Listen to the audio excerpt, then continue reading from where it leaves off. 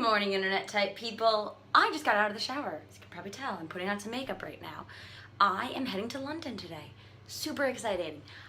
Luke's already there. He has meetings for Huddle stuff there already. So he left here at 7 a.m. Oh, I was like, I'll meet you. I'll see you later. So I'm just getting ready, cleaning up, checking after this cat who's terrified to come to the bathroom. But he's come in once now because I've been in here, so that's nice. He just won't walk over the threshold into the bathroom. I don't get it, guys. So just getting ready, doing stuff. Then I'm gonna walk to the train and hopefully be able to get on a train and then get to London and then get everything figured out I have to do without Wi-Fi. But I have a map app that tells you where you're going even without Wi-Fi or internet. It's gonna be great. I'm gonna do it. It's gonna be fine. I did it for 2 years, or 2 summers ago. I did it. It was fine. We'll be okay. I can do it. Okay, so I finished getting ready, played with the cat, did all the stuff I had to, cleaned up. People are coming over to watch Sid later. Now I'm walking to the train station. Okay, so I've walked by these wildflowers, like train station twice, I think. Thought I'd show them again. They're looking a little dry, but oh, they're just so pretty. Look at all the wildflowers. I love it. At the train station, Cheltenham Spa. There's free Wi-Fi and a plug-in to my phone. And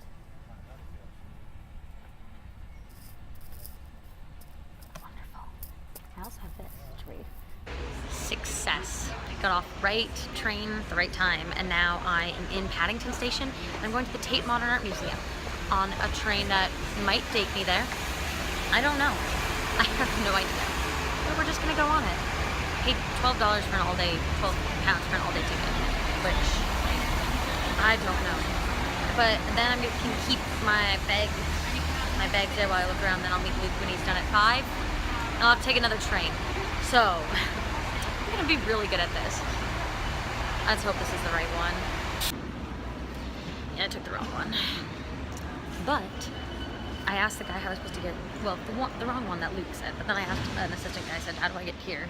At the last one, he said, get off at Baker and then take the Jubilee there, because it will go faster, so I guess I have an all-day ticket. Might as well do that. I'm not gonna go back. Already messed up once. Trains, great. I look like a crazy person talking to my phone, but I made it. I made it to a place. Southwark, Arc. Schmidt. And now I'm just gonna follow signs in my little maps to hopefully tell me how to get there. I don't know. Guys, that was the shortest walk of all time. I'm feeling a bit smug with myself because I did it. Yay for offline maps that the compass still doesn't work on, so you have to like triple check that you're going the right way. And thanks, London, like a lot of other European places, the street signs here are just pathetic. Should I go in here? That looks like an entrance. I don't know, guys. For a modern art building. Well, it was probably modern when they built it, maybe? We shall see. We shall see. It says bar. You know what? If this sucks and I can't get in, there's a bar. And I do good at those. Yes. Got inside, dropped my awful heavy bag out, and got a map. Figured out how much £1 is. Figured out I had a pound with me. I don't know. All their money doesn't make any sense to me.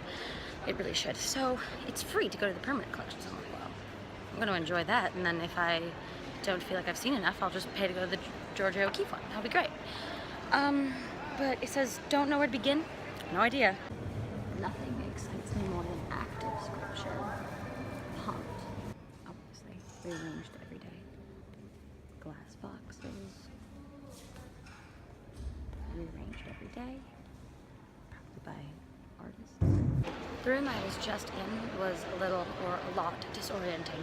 It was all pitch black with like movies on every screen playing from this one artist, filmmaker, man, thing. It was great. I mean, I can't sit there and watch his films because I don't have very long here. I feel like a little over an hour, so we try to see as much as possible. Might not be a good strategy, but I don't know. At least it's not as big as the Louvre. Ooh. Art. Even better, it's performance art. 2 people had to stand holding the bunting for hours. Party. Art. See this giant thing of plywood? Yep, art. I'm not kidding you guys. Art. Oh, and these boxes, it's just tinfoil inside with some light. And that boombox plays, I think it says, just uncomfortable music. What are the exact words? Oh, a droning noise. Lovely. I'm pretty sure laying in these would be my worst nightmare because, like, I'm sharing pillows. Terrifying. But it's cool. I got tired from seeing all the art. Just lay down and take a nap. If you think I'm at all making fun of this, it's so far from that. I absolutely love modern art like this because I can go to 100 art galleries, you know, go to the Louvre, and you go there and like, wow, that's awesome. Someone painted that, like it's cool. But the feeling that you get from a modern art gallery like this is very different to a feeling you get at like just an art gallery with paintings. Just a feeling of like, someone made that to do that. I could do that. Because that's what everybody says, you know, well, I can paint a stick. It's like, yeah, but you didn't. Someone else did. And it's in a gallery and they got paid for it. So, you know, it's just like, why? But that's kind of what makes it more interesting, is because you don't know. You can read what it says, but it's just a weird feeling that I'm gonna get when I come to modern art museums, of immense appreciation for the art, but also just, it's my face all the time. Just, and also, I love it. Not taking the mick out of it at all, because it's the best. Collection displays, performer and participant. Let's go see some more performance art. Yes! Did you know that UNL has a degree of quilting? Something like that. So we have a quilting museum. Well, this is cool because there was this quilt done, right? And they did a whole performance art piece of it with tables. And the tables would have different tablecloths on, depending. It's just, and it changes how many people are sitting there and things, but it alters that quilt. It made me think of how much this would be cool in the UNL place. Maybe? It's probably too cool for that. It's way too cool for that. But yeah, they would just set up the tables to make it. I like it a lot. Yes, there's sand in here. And I guess there's usually macaws, but there's no macaws because the high visitor numbers expected this week. It's a Tuesday. I want to see a macaw. This one is a table of objects and a slideshow because at this performance was on the table, it says there's 72 objects on the table that one can use only as desired. A gun, bullet, blue paint, comb, cake, metal spear, box of razor blades. And people could just come do what they wanted to her. One guy just took off her top.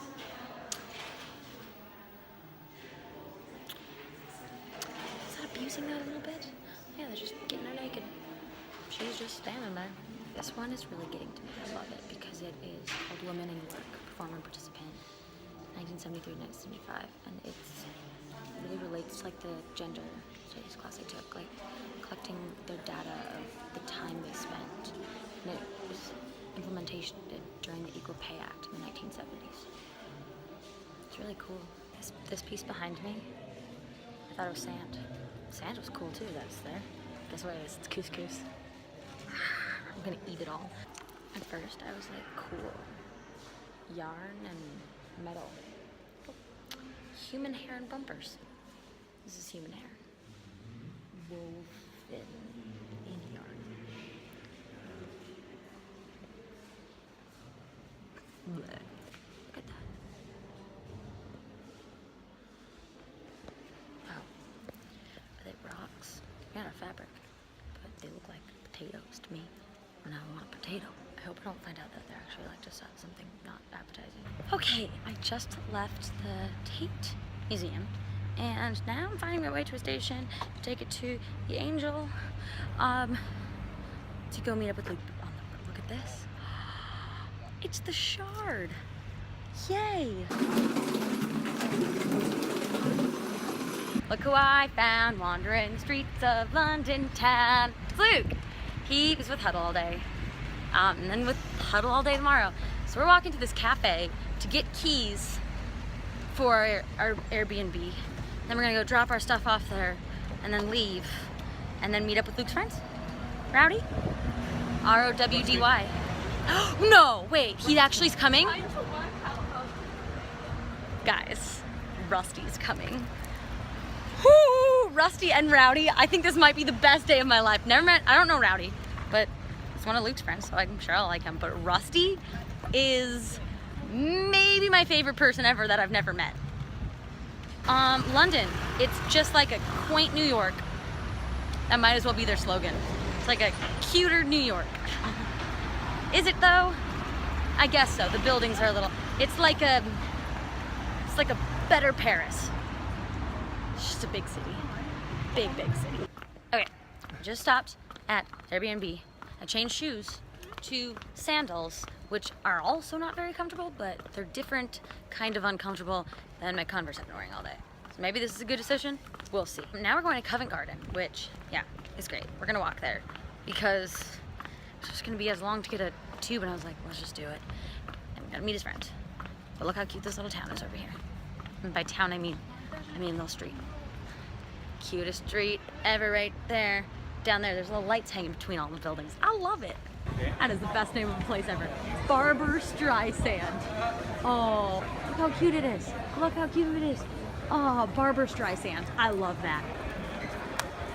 It's like a British Times Square. Maybe?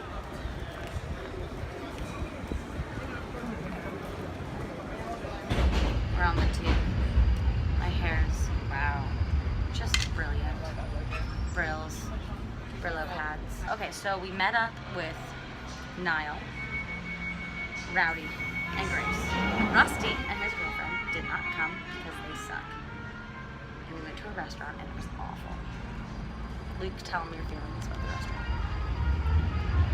I've got no words as to how bad it is. Name one bad thing that happened out of the menu.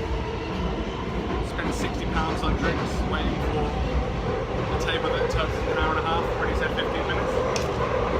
And then he tried to give us those little nibbles to say sorry. It's like, sorry, here's some appetizers, which are not appetizers, they're tapas.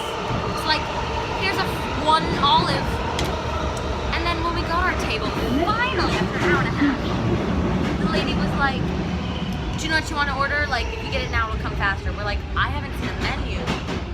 We just sat down. And then she gave us glasses. There was no water. She didn't ask us for what we wanted to drink. Nothing.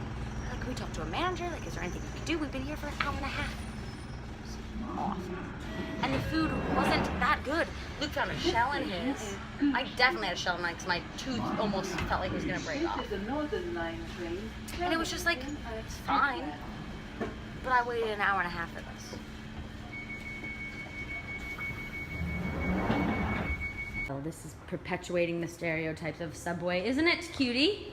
There's a mouse. He's very adorable, and he's gone.